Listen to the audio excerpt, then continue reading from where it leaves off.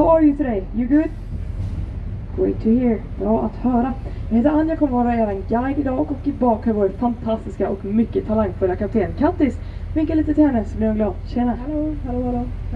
Trevligt. And how many of you did not understand what I just said? Please raise a hand. There we go. Hello guys. This tour is in English as well, so you don't have to worry. My name is Anne. I'm going to be your tour guide, and in the back we have our amazing and very talented Captain Kattis. You can wave to her again, this time in English. Hello. There we go. Okej. Innan vi åker så har vi faktiskt den viktigaste delen på turen här som jag ska berätta lite för och mer, och det är då säkerheten. Jag vill att ni sitter ner i båten under hela turen.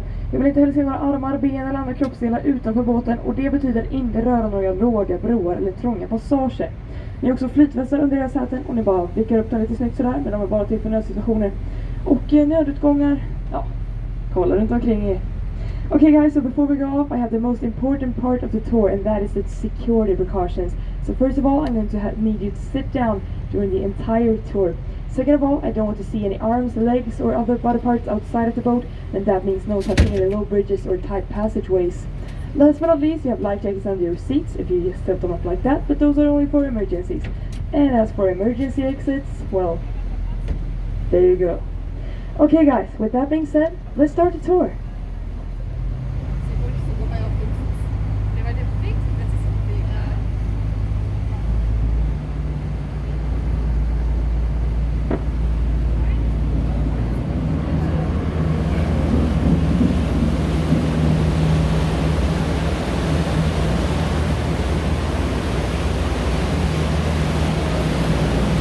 Vi befinner oss såklart i Göteborg, den här underbara staden grundades år 1621 av Sveriges dåvarande kung Gustav II Adolf.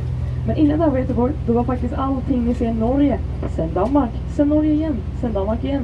Och så fram och tillbaka lite sådär, tills vi till slut fick en del som var helt svensk. Och det var den här delen där till vänster som då blev Göteborg. Och när vi äntligen lyckades få Göteborg, då var vi klart vi ville behålla staden också. Så då valde vi att bygga en 7 meter hög stadsmur som stod här runt Göteborg och skyddade oss från danskar och norskar. I samma syfte så grävde jag också ut den här vallgraven som vi faktiskt just nu åker i. So guys, we are of course in Gothenburg, and this wonderful city was founded in the year of 1621 by Sweden's former king Gustav Adolf II. And before this was Gothenburg, it was actually all Norway, then Denmark, then Norway again, then Denmark again, and back and forth for a while. But then finally, we got one part that was completely Swedish, and that was this part on your left-hand side. So this is what turned into Gothenburg. And when it became Gothenburg, of course we wanted to keep it Gothenburg. So we chose to build a 7-meter tall city wall here around the city that protected us from the Danish and the Norwegians. For that same purpose, we also dug up this moat that we are going in right now. Hörrni, några år senare på 1800-talet så lärde vi oss såklart att älska norskarna och acceptera danskarna också. Så då valde vi att riva ner stadsmuren och istället så byggde vi den stora Nygatan, som är gatan ni kan se här till vänster. Och den stora Nygatan, det var verkligen en plats som man ville bo på om man var rik. De här stora byggnaderna, de kunde nämligen fungera som hem mot en familj i taget. Så ni kan ju tänka er att den här familjen då, eller de här familjerna, måste varit ganska rika. Men det finns också någonting speciellt på den här gatan, och kanske kan ni märka själva vad det är om ni kikar på den här röda dörren ni har framför er till vänster. So many years later, in the 1800s, of course, we learned to love the Norwegians and accept the Danish as well. So we chose to tear down this city wall, and instead we built this street on your left-hand side, which is named the Great New Street. And this was really the place to live if you were rich. These huge buildings could be homes to one family each. But there is also something quite special about this street. Maybe you can see what it is if you focus on that red door to your left. Kan ni se gatunumret som står där på dörren? Can you see the street number on the door? Det står 17,5 där. Can you see that on the door it says 17,5? Och den här adressen, den är ju väldigt unik i Sverige så vitt vi vet. Så det finns faktiskt en teori bakom hur den kom till. Jag tänker nämligen att det var så att när de byggde den stora Nygatan, då skippade de alla tråkiga planeringsmöten. Och så bara började de bygga från båda håll på en gång. Sen när de kom till mitten, då insåg de att de hade plats för 2 byggnader till. Men de hade bara en adress kvar. Så den ena byggnaden fick helt enkelt adressen 17,5. Snyggt löst, eller hur? So since this address 17,5 is quite unique in Sweden, there is actually a theory behind how it got to exist. And that is that when they built the Great New Street, they skipped all the boring planning meetings and they simply started to build it from both directions at once. Then, when they came to the middle, they realized they had spaces for 2 more buildings, but they only had 1 address left. So one of the buildings simply got the address 17,5. Quite convenient, right? Och jag nämnde också att de här byggnaderna var ganska dyra att bo i, och kanske var det på grund av den vackra utsikten de hade, som ni också kan se här på den högra sidan. Här har vi Göteborgs trädgårdsförening, och det är faktiskt en av Europas mest välbevarade 1800-talsparker. Här kan man hitta alla möjliga sorters växter, och det är också helt öppet för allmänheten och gratis. I mentioned that these buildings were pretty expensive to live in, and maybe that was because of the beautiful view they had that you can see on your right hand side right now. This is the Gothenburg Garden Society, and it's one of Europe's most well-preserved parks from the 1800s. Here you can find all sorts of plants, and it's also completely free to visit, so that's a recommendation for tourists.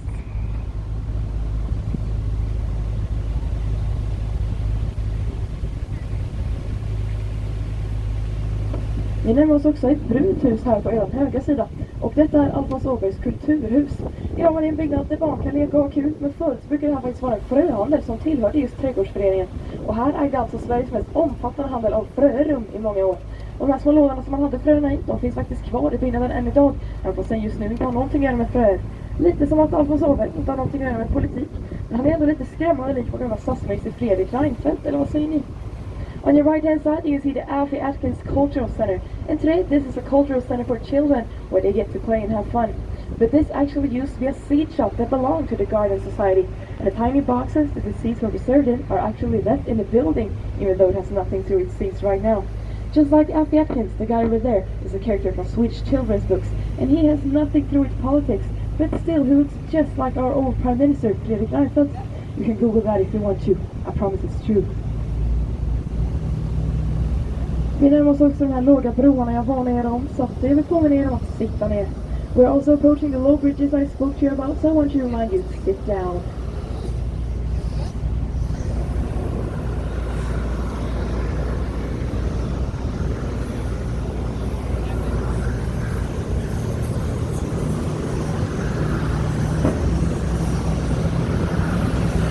Och här var så kan vi se Göteborgs gamla postkontor.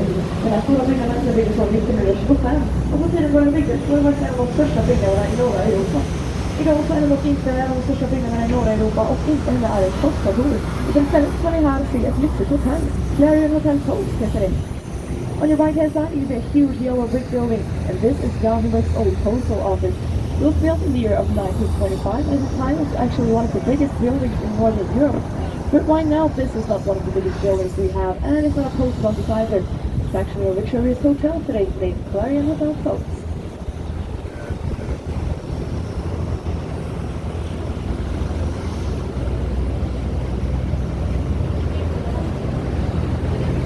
Det är faktiskt tur idag, för på den här sidan kan vi se en livslevande spårvagn. You're in luck today guys, because on your right hand side you can see a tram. Pretty cool, right? Och de här spårvagnarna, de har ju blivit väldigt viktiga symboler för Göteborg idag, så att vi har så pass många i trafiken. För att vara mer exakt så är det faktiskt 240 spårvagnar som åker runt idag. De andra är självklart elektriska. Men när vi byggde de första spårvagnarna år 1879, då drogs de faktiskt av hästar under en lång tid. Men det är tur för oss och hästar att de inte gör det idag, som ni ser. These trams have actually become very important symbols for the city of Gothenburg today. We actually have about 240 trams in traffic, and they're all electric of course. But in 1879, when we built the first trams, they were actually driven by horses for a while. But luckily for us, and well, for those horses, they aren't anymore, as you can see.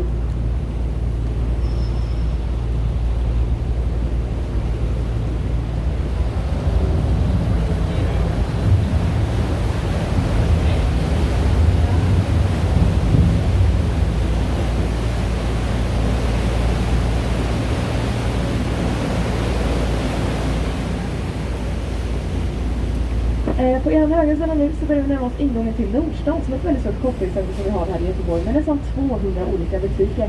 När man byggde Nordstan då tog man helt enkelt 8 kvarter av Göteborg och satte man ett tak över dessa. Och det var ju kanske ett ganska smart sätt att bygga ett shoppingcenter på. Det är ingen sånt här i Göteborg. Så nu kan ni komma ut och bygga här också. On your right hand side, we are approaching the entrance to Nordstan, which is a huge shopping center here in Gothenburg with almost 200 different stores. And when they built Nordstan, they actually took 8 parts of the city and simply put a roof over them, which was quite clever since it often rains here in Gothenburg. So now we can shop without getting wet. You can also see inside that it was built this way since every road in the mall has its own address and street numbers, just as if you were outside.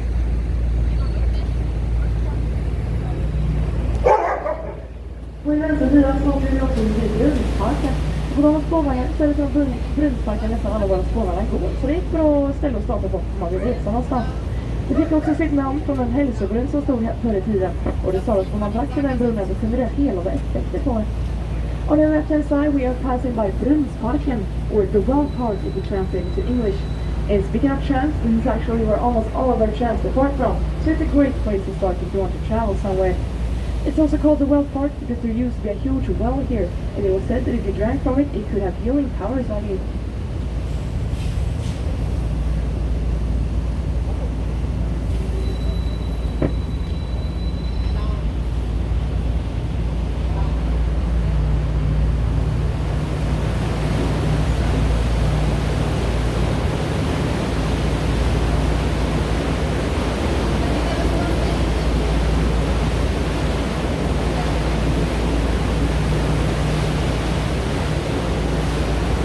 Då var vi ute i den stora hamnkanalen. Välkomna! Och det här var faktiskt förr tidens centrumet i Göteborgs hamn. Men nu har vi det istället lite längre ut. Welcome to the big harbor canal, guys. This was actually the center of the Gothenburg harbor before, but now it's a bit in front of us. Okej, men hörni, först av allt så vill jag att ni kollar åt höger. För här har vi Gustav Adolfs torg. Och där står han ju i mitten som en staty, vår grundare Gustav II Adolf. Och han står upp och så pekar han ner lite snyggt så här. Och detta är som att enligt legenden så var det så han stod när han grundade Göteborg. Han stod på berget Otterhällan, han pekade ner på ett stort träsk och han sa här ska staden ligga. Och här är vi på just det träsket många år senare faktiskt. If you look over to your right, you can see the Gustav Adolf Square, and there he is in the middle as a statue, our founder Gustav Adolf II. And he stands up and he points down like that. And that is because according to the legend, this was how he stood when he founded Gothenburg.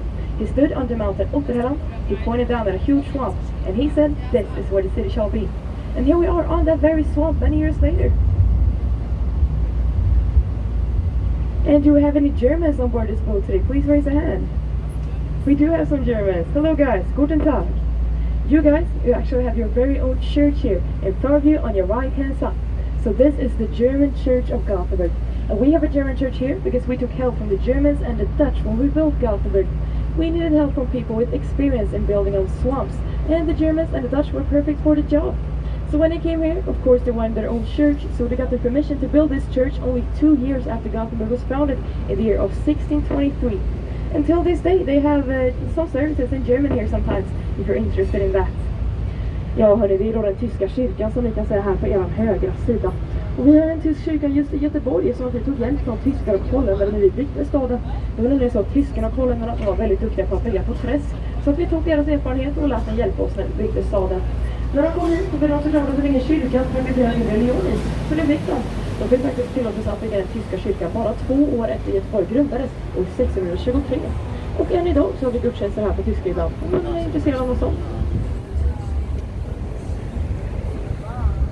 Vi börjar också närma oss ytterligare en intressant byggnad här på er högra sida, fast den är lite framme med grönt tak. Detta är Göteborgs stadsmuseum. Och här kan man lära sig mer om Göteborgs historia om man känner för det. Men den här byggnaden den har också ett historiskt värde i sig. Det var nämligen så att det var här det Ostindiska kompaniet brukade hålla till förr i tiden. Och det Ostindiska kompaniet det var ett företag som var här i Göteborg för många år sedan som skötte handeln med länder i öst som till exempel Indien och Kina. Man köpte bland annat porslin, kryddor, silke. Och det Ostindiska kompaniet är faktiskt än idag ett av de mest framgångsrika företag inom svensk historia.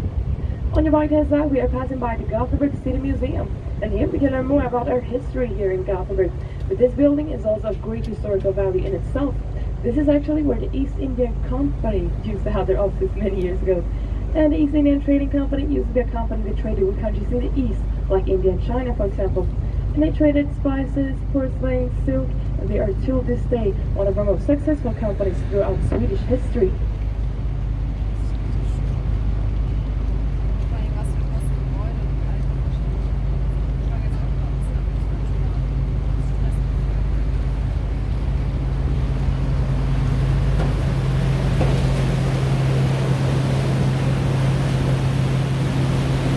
Vi har ytterligare så fina på över som man kan se att det här föreslår Jonas Ahlströmer. Jonas Ahlströmer brukar också kallas för potatiskungen.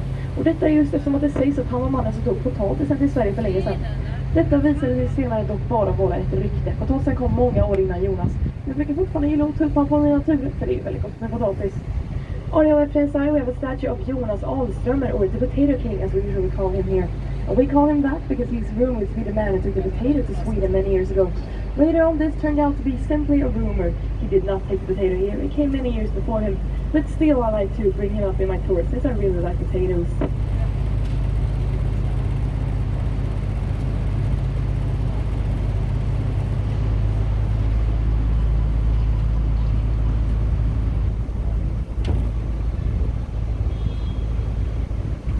Om ni fortsätter med att kolla åt vänster men istället kollar där ute på hörnet där så kan ni se en gulaktig byggnad med en flagga på toppen. Och detta är faktiskt Göteborgs äldsta bebodda byggnad. Det är det kungliga residenset. Och det här är svenska kungafamiljer brukar bo när de hälsar på oss här i stan. Just nu är de dock inte hemma och det kan se ut som att de är det så brukar den svenska flaggan vara hissad där i topp. Så det kan ni hålla utkik efter om ni vill stötta på kungen någon dag. If you keep looking to your left but still look over to the corner there, you can see a yellowish building with a flag on top. This is actually the oldest inhabited building in Gothenburg. It is the royal residence. And this is where the Swedish royal family usually stay when they visit Gothenburg. Right now they are not home though, which I can see because when they are, the Swedish flag is usually on top. So you can keep looking for that if you want to bump into the king someday. And guys, if you don't know the Swedish royal family, I can tell you their names. So first we have Björn, we have Benny, we have Agneta, and we have Anni-Frid. Just kidding.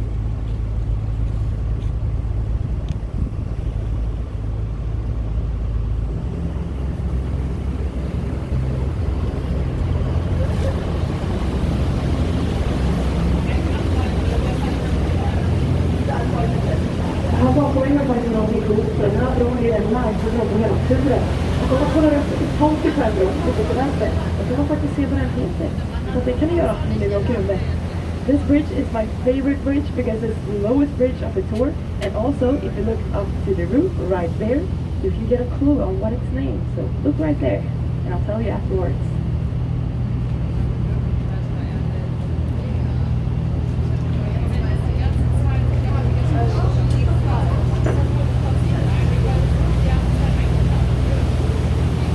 Såg ni osthyveln där i taket? Could you see the cheese slicer in the roof? Perfect. Den här bron heter ju faktiskt osthyveln och kanske är det för att den brukade vara en meter lägre. Så om man inte duckade tid, kunde man bli osthyvlad om man hade otur. This bridge is actually called the cheese slicer and therefore the cheese slicer in the roof. And maybe it is because this bridge used to be 1 meter lower, so if you did a duck in time, you could get cheese sliced if you were unfortunate. Nu vill jag också välkomna er ut på Göta älv, Sveriges största flod. I also want to welcome you all to Göta älv, the biggest river in Sweden. Och från Göta älv kan man ta sig till lite olika ställen. Åker man ditåt kommer man till exempel hamna i Danmark efter några timmar. Ett ställe med väldigt glada danskar och väldigt billig öl. Men om vi istället åker ditåt, då kommer vi hamna i huvudstaden, Stockholm. Ett ställe med lite mindre glada svenskar och lite dyrare öl. Kanske finns det ett samband mellan dessa två, jag är inte säker. So from Göta älv you can go to some different places. If you go in that direction, you'll arrive in Denmark, a place with very happy Danish people and very cheap beer. But if you instead go in that direction, you'll arrive in Stockholm, a place with less happy Swedes and more expensive beer. Maybe there's a connection between these two, I'm not sure. You tell me.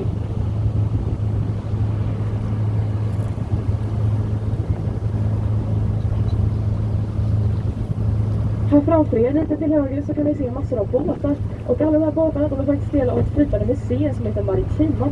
Och vill man besöka Maritima, då kan man lära sig mer om livet till sjöss. Man kan också gå ner i en ubåt, man känner för det. In front of you here, you can see a bunch of ships. And these ships actually all belong to a floating museum called Maritima. And if you want to visit Maritima, you can learn more about life at sea. Or why not go down into a submarine if you feel like it.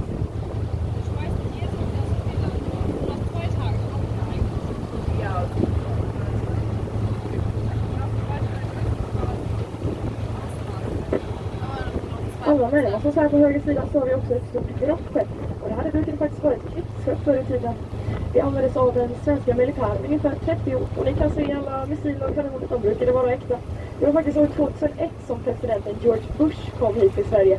Och så tyckte han att det var lite för farligt att vi hade riktiga missiler på taket där på det här skeppet. Så då bytte vi dem mot gummimissiler helt enkelt. On your right hand side you can also see a huge grey ship, and this is actually a warship, or it used to be a warship. This was used by the Swedish military for 30 years. And the missiles on top, they used to be real, but in the year of 2001, the America's President George Bush actually came here and he said that it was too dangerous to have real missiles on a boat here in Gothenburg Harbor. So right now they are made of plastic instead. This boat also has a very frightening name. So it's named Småland, and this translates to Little Land. Very scary, right? We really knew how to scare our enemies back in the day.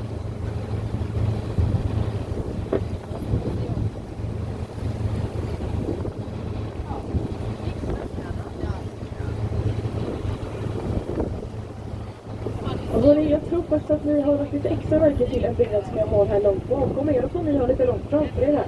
Den här stora rödvita byggnaden. Den här byggnaden, det är vad vi göteborgare kallar för läppstiftet. Och vi byggde läppstiftet just som vi byggde ett landverk i stan, precis som de har Eiffeltornet i Paris eller Empire State Building i New York. Ja, det här var vad vi lyckades få fram. Men någonting lyckades vi i alla fall med när vi byggde läppstiftet. Eftersom att läppstiftet faktiskt har blivit röstat till Sveriges fulaste byggnad. Inte en gång, inte 2 gånger, utan 7 gånger. Snyggt jobbat Göteborg! So in front of you, you have probably noticed this huge red and white building you can see there in the distance. This building is what we like to call the lipstick in Gothenburg. And we built the lipstick because we needed a landmark in the city, just like they had the Empire State Building in New York or the Eiffel Tower in Paris. Well, this is what we got.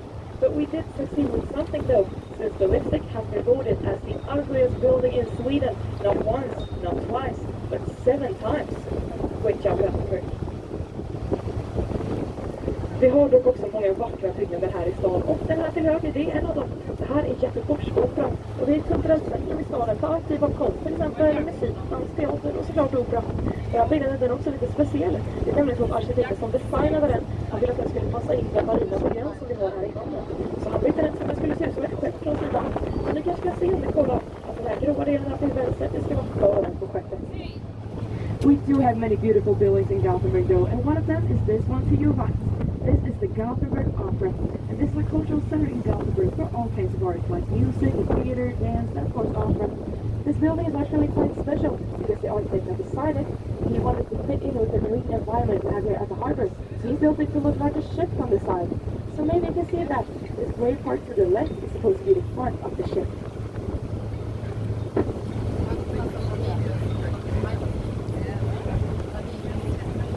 Men hörni, från ett skepp till ett annat. Här bakom oss såg vi faktiskt ett riktigt skepp. Det här skeppet, vi ser där, det är Varken Viking. Och om jag undrar vad Varken Viking används till, så kan jag säga att det används till en hel del olika saker. Det här skeppet började i Danmark som ett storskepp där man utbildade sjömän. Sedan blev det ett fraktskepp som var hela världen över, bland annat till Australien. Men nu står Varken Viking här i Göteborgs hamn som ett hotell och en restaurang. From one ship to another. Right here behind me we have the Varken Viking. And this ship has done a lot of different things in its day. It started off as a Danish school ship. Then it became a cargo ship that has been around the world, for example all the way to Australia. But right now this ship is parked here in Gothenburg's harbour as a hotel and a restaurant.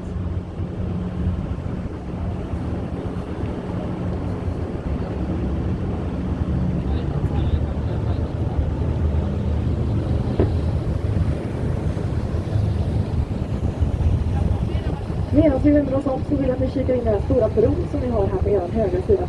Det här är den nya Hisingsbro. Det är en relativt ny bro här i Göteborg. Den är lite speciell faktiskt för att arkitekten som designade den här bron, han tog sin inspiration till designen från några kända bilder. Jag vill att ni tänker lite så. Vad kan det här ha varit för bilder? On your right hand side I want you to look at this huge bridge where we are turning around. This bridge is the new Hising Bridge, which can lead you from the city center to Hisingen. And I want you to look at this bridge because the architect that designed it, he actually took his inspiration for the design from some very famous movies. So could you guys guess what movies could this be that he got inspired from?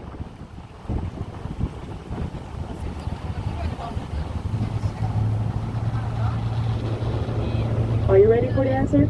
Är ni redo för svaret? So the correct answer is Star Wars. Did anyone get it right? No one got it right? Better luck next time, guys. Nu har vi också vänt oss om så det kan skvätta lite grann på er här fram. Och om ni inte vill bli blöta då är det okej att flytta in i mitten där det skvätter lite mindre. Men får ni vatten på er då behöver ni faktiskt inte oroa er. Jag har nämligen hört att det här vattnet ska få den att se yngre ut. Jag har till exempel jobbat här i 40 år, den funkar superbra. So we have turned around and we are going against the wind so that you may get a bit wet here in the front. So if you don't want to get wet, you can move to the middle if you want to where there is less splash. But if you do get water on you, that is fine as well. I've actually heard that this water makes you look younger. For example, I have worked here for 40 years. It has worked perfectly. True story. På den högra sidan passerar vi bananpiren. Och det heter just bananpiren eftersom det var hit vi började frakta bananer till Sverige förr i tiden. Det var också en väldigt viktig plats för vi älskar ju verkligen bananer här. Det är ungefär 20 kilo bananer per person varje år här i Sverige, vilket nästan är mest i hela världen. Men mot all förmodan så används inte den här piren för bananer idag, utan istället är den plats för väldigt olika evenemang här i staden ibland. Vi brukade till exempel ha festivalen Way Out West här förut. On your right hand side we are passing by the banana pier, and it's called the banana pier because this is where we used to ship our bananas to Sweden back in the day. And this was a very important place since we do love bananas here. We eat about 20 kilograms of bananas per person every single year, which is almost the largest amount of bananas in the entire world. In spite of this pier is not used for bananas today. Instead, it's a place where we have some different events in the city. For example, we used to have the festival Way Out West here many years ago. På den vänstra sidan så kan ni också se en byggnad med ett kors där på taket bakom skeppet. Och det här är den gamla navigationsskolan.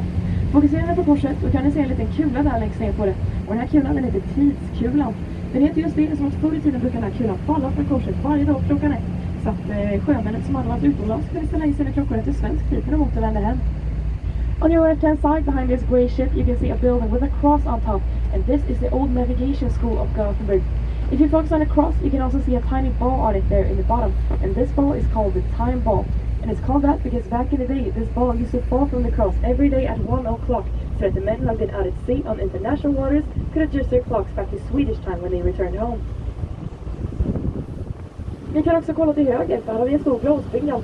Detta är Sveriges Television och radiobyggnad. Här spelar vi in många folkkära program, till exempel På spåret och Så ska det låta. Och här spelar vi faktiskt också in nyheterna i Göteborg.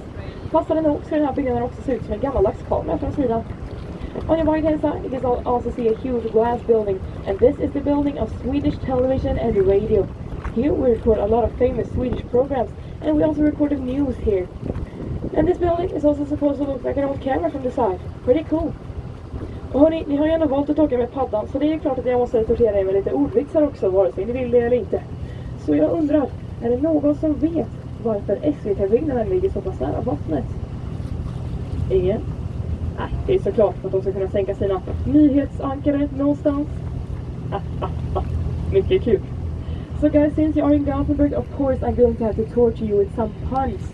So does anyone know why the Swedish television building is located so close to the sea? Why, it is of course so that we can lower our news anchors somewhere. You're just going to have to withstand the puns. We actually love puns here in Gothenburg so much that we call puns Gothenburg jokes in Swedish. Göteborgsskämt. It's actually true. Men från ordvitsarna till lite mer historia. Ni kan ju se en stor kran här på er högra sida och vi kommer passera en hel del stora kranar här längs hamnen. Och de här kranarna, de används inte till något särskilt idag. Men förr i tiden så använde vi faktiskt de här kranarna för att bygga båtar. Göteborg var nämligen en stor skeppsbyggarstad och vi hade 3 stora huvudsakliga skeppsvarv. Ett av dem var Götaverken, så den här kranen tillhörde exempelvis. Men sedan hade vi också Lindholmen och Eriksberg som är lite längre fram. Och de här skeppsvarven var väldigt framgångsrika i många år fram till 70-talet och det stora varvskrisen när vi var tvungna att lägga ner dem. Förutom Götaverken som faktiskt hölls kvar till 2016. Poängen är i alla fall att vi har inga skeppsvarv här i hamnen idag. Men kranarna, de som fortfarande är kvar. Och det är just att de funkar som historiska monument för Göteborgs stad och vår historia som en skeppsbyggarstad.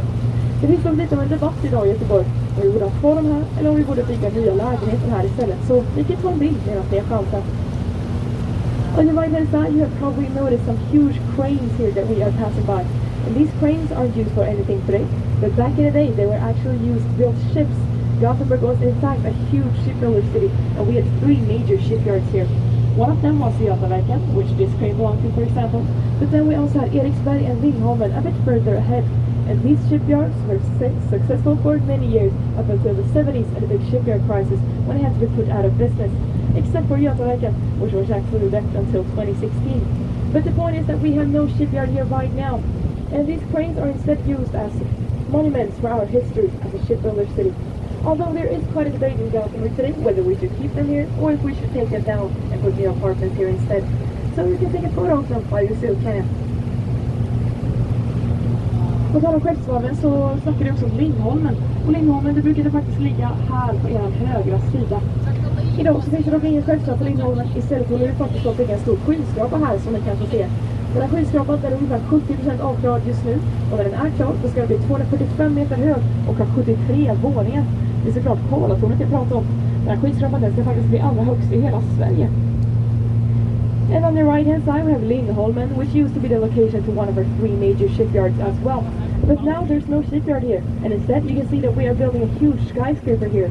This skyscraper is about 70% finished right now, and when it is finished it's going to be 245 meters tall and have 73 floors. So this is actually going to be the tallest building in Sweden, and it's going to be named the Karla Tower.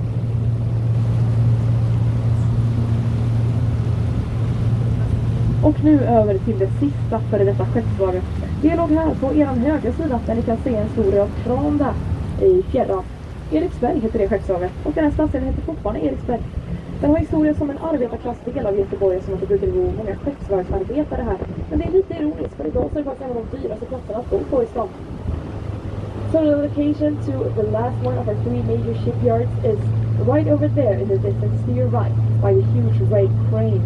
So this shipyard used to be named Eriksberg, and Eriksberg is still a part of Gothenburg today.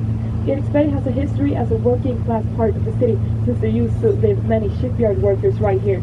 But that is quite ironic since today Eriksberg is actually one of the most expensive places to live in here in Gothenburg.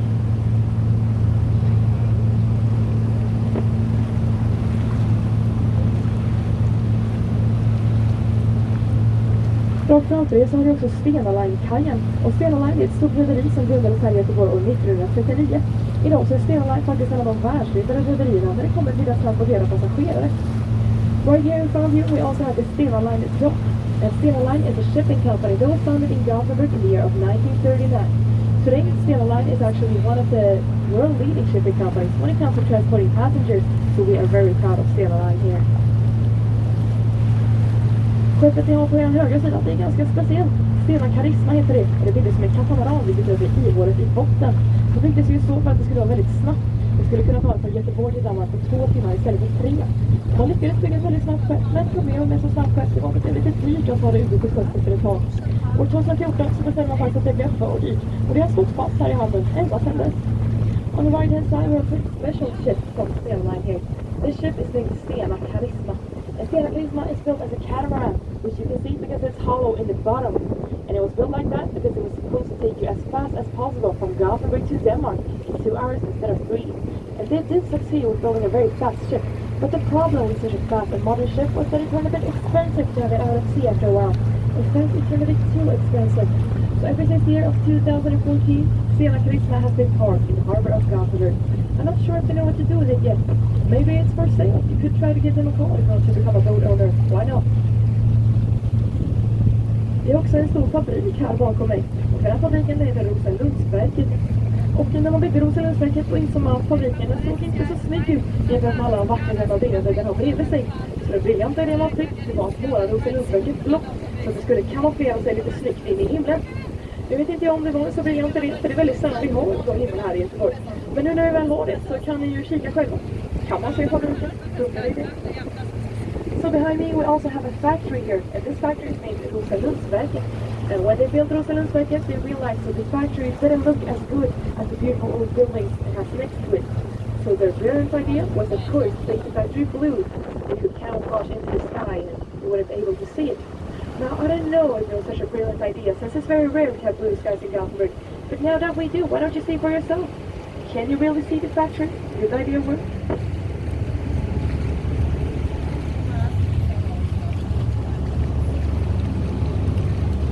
Nu drar vi oss också tillbaka in i kanalerna, så vi påminner om att sitta ner.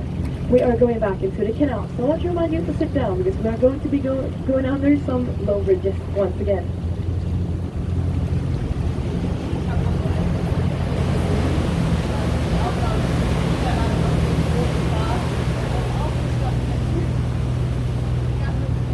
Okej, vi är tillbaka i kanalen. Welcome back to the canal. Hörrni, ni kanske minns att jag pratade om en 7 meter hög stadsmur i början av turen som skulle skydda oss från norska och danska. Den här muren där vi ner på 1800-talet för väldigt, väldigt länge sedan. Men det finns faktiskt en bit kvar av den här muren. Och den biten kommer ni få se själva efter den här bron jag har bakom mig. Så tar vi där kameran så kommer jag peka på den. You may remember that I spoke about a 7-meter tall city wall in the beginning of our tour. And this wall was torn down in the 1800s, many years ago. But there's actually one piece remaining of this wall, and you guys will be able to see it after this bridge. So get your cameras ready and I will point at it for you.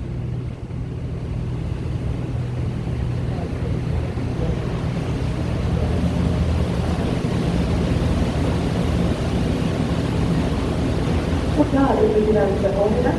Och det är till vänster. Last remaining piece of city wall.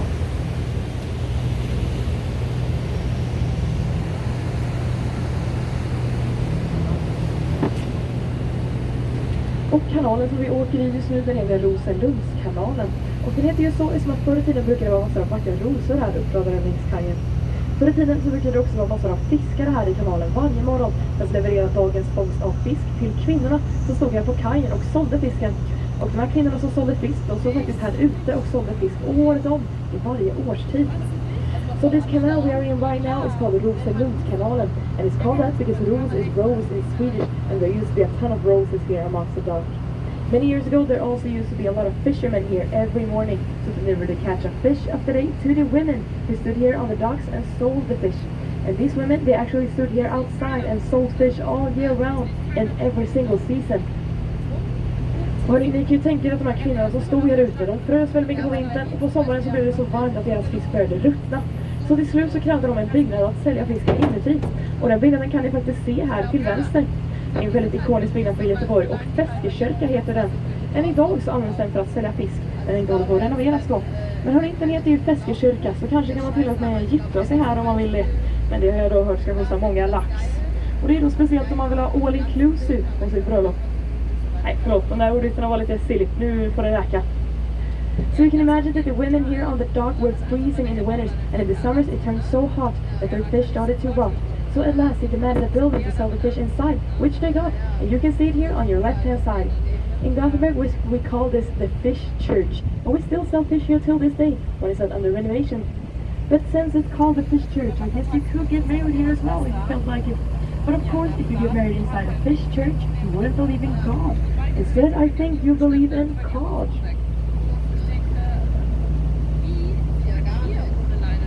Sorry for that one, guys. I warned you about the puns. Ni kan också se att vi håller på att bygga någonting nytt här på er högra sida. Och här håller vi på att bygga Västlänken i Göteborg. Och Västlänken, det ska bli en tunnel under jorden för ett tåg som längtar som kunna pendla in i stadskärnan. Västlänken den planeras att vara klar år 2030. Vi får se, kanske blir 35 eller 40 eller 50. Det vi får se. On your right hand side, you see that we are passing by a project here. We are building something new in Gothenburg. We are building Västlänken, or the West Link.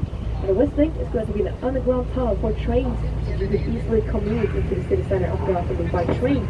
And this build is planned to be finished by 2030. Or maybe it could be 2035. Or maybe it can be 40, maybe 50. Oh, we'll see about that.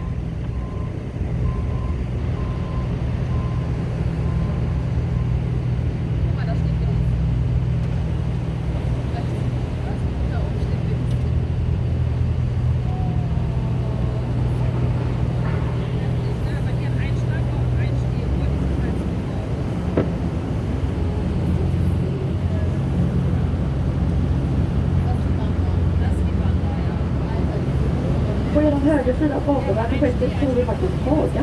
Och Haga är en av Göteborgs äldsta stadsdelar. Haga är också vad vi vill kalla för Göteborgs största förort. Och det är nämligen så att förr i tiden, för många år sedan, så byggde man alla hus här i stadskärnan utav sten. I Haga så byggde man dem istället utav trä. Så folk som inte hade råd med stenhus, de kunde istället hitta till Haga. Och då kunde köpa ett lite billigare trähus. I Haga kan man fortfarande se en massa gamla vackra trähus. Men man kan också ta sig en klassisk svensk fika. Här ser de nämligen den värsta Hagabullen. Som en kanelbulle som är ungefär lika stor som en vanlig middagsmall. Jag har faktiskt hört att den här bullen ska vara väldigt god. Det är en rekommendation från mig till er. On your right hand side behind this project, you may be able to catch a glimpse of Haga. And Haga is one of the oldest parts of Gothenburg, and also what we usually call Gothenburg's first suburb. This is because back in the day we used to build all the buildings in the city center out of stone, but in Haga we built them out of wood instead. And people who couldn't afford the stone houses, they moved to Haga, and they could buy themselves a cheaper wooden house. In Haga you can still see some beautiful old wooden houses, but you can also take a classic Swedish fika. And fika is the Swedish word for when you usually take a coffee and a pastry to it. And they do have some very nice pastries here in Haga. They actually have one named the Haga bun, which is a cinnamon bun that is about as big as a regular dinner plate. It's a huge cinnamon bun. And I've heard it's really good as well. So that's a recommendation for you if you don't have any plans for the day.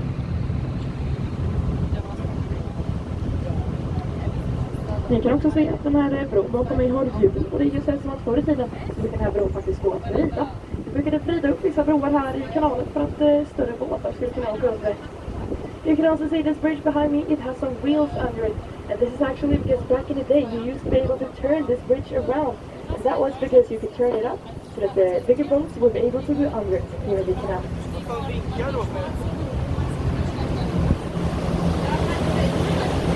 Men vänstersidan har en sån här stor segelbyggnad.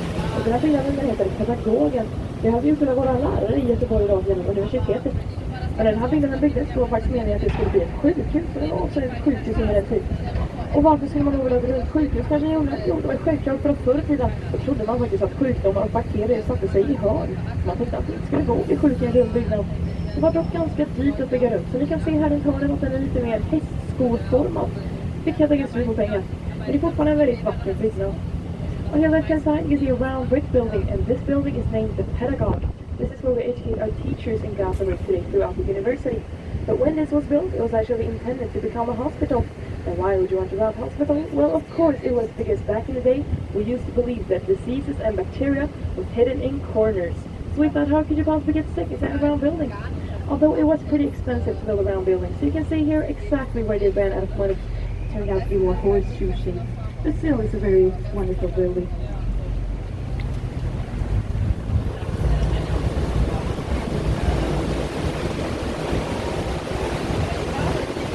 Kanske också märkt att vi har åkt en park här på den höger sida i norra Medusa.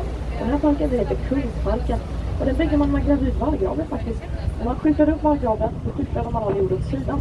Sedan när jorden låg där så insåg man att jorden var bördig. Och det var väldigt bra att plantera träd på. Så det var exakt vad man valde att göra. I Kungsparken har vi faktiskt ett träd av varje trädsort som vi har här i hela norra Europa representerat. Så man skulle kunna kalla det lite av ett trädbibliotek. Det är dock såklart världens minsta bibliotek eftersom det bara finns en bok, eller hur? On the right hand side we have been passing by a park for a couple of minutes, and this park is called the King's Park. It was built when we dug out the moat. We put the soil to the side, and then we realized that this soil was great to plant trees on. So in the King's Park we have a lot of trees. We actually have one tree of each of every tree species we have here in Northern Europe represented. So you could call it a bit of a tree library if you'd like. Känner ni er hungriga till turen så har vi också Göteborgs saluhall här på er vänstra sida där med lite blått tak där. Och här kan man köpa allt från färskvaror till färdiga måltider. Lite av Göteborgs inlandsskafferi skulle man kunna kalla det. On your left hand side behind the cars and the trees we actually have Gothenburg's market hall or saluhallen. And here you can buy everything from fresh produce to finished meals. It's like Gothenburg's own pantry, you could say. A great place to go if you feel hungry. Och den sista sajten på våra tur, det är den här staty som ni har framför er till vänster.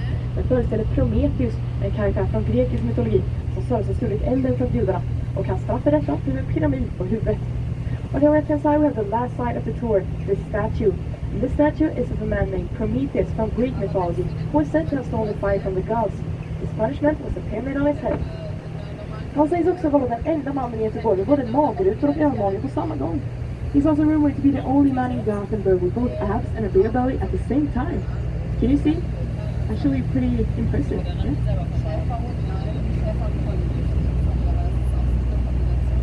Okej hörni, med det sagt så börjar vi närma oss Kungsgårdsplatsen och slutet på våran tur. Jag ber er att sitta ner ända tills vi är framme och jag ger er en tummen upp. With that being said, we are approaching Kungsgårdsplatsen and the end of our tour. But I kindly ask you to sit down until we're all the way there and I give you a thumbs up. Jag vill också passa på att tacka er för att ni åkte med oss idag. Vi hoppas ni hade lika trevligt som vi hade och att ni får en fortsatt fin dag här i Göteborg. I also want to thank you all for going with us on this tour. We hope you enjoyed it as much as we did and we hope you have a lovely day here in Gothenburg. Tack så hemskt mycket. Thank you very much.